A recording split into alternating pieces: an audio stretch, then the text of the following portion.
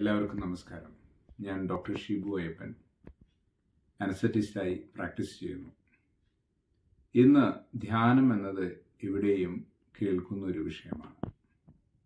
ശാരീരിക, മാനസിക, സാമൂഹിക സുസ്ഥിതിയെ നിലനിർത്താൻ, നല്ല രീതിയിൽ കൈവരിക്കാൻ സഹായിക്കുന്ന വളരെ നല്ലൊരു പ്രക്രിയയാണ് ധ്യാനം.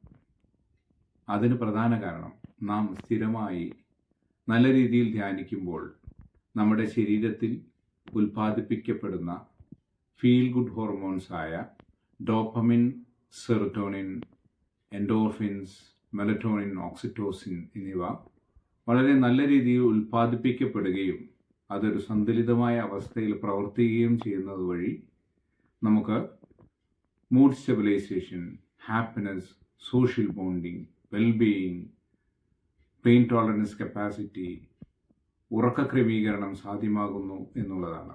എന്നാൽ ഡിസംബർ 21 8 PM ലോകം മുഴുവൻ ധ്യാനിക്കാൻ ഒരുങ്ങുന്നത് ഒരു ഉന്നതമായ ലക്ഷ്യത്തിന് വേണ്ടിയാണ്. Global harmony and global piece എന്ന ആ ഉയർന്ന ലക്ഷ്യം കൈവരിക്കണമെങ്കിൽ, ആ ഉന്നതമായ ബോധം നിലനിർത്തണമെങ്കിൽ നമ്മുടെ ഓരോരുത്തരുടെയും സഹകരണവും ശ്രമവും അത്യാവശ്യമാണ്. അതിലേക്കായി ഞാൻ ഓരോരുത്തരെയും സ്വാഗതം ചെയ്യുന്നു. ഡിസംബർ 21 8 PM സൺഡേ നമുക്കെല്ലാവർക്കും ധ്യാനിക്കാം. നന്ദി, നമസ്കാരം.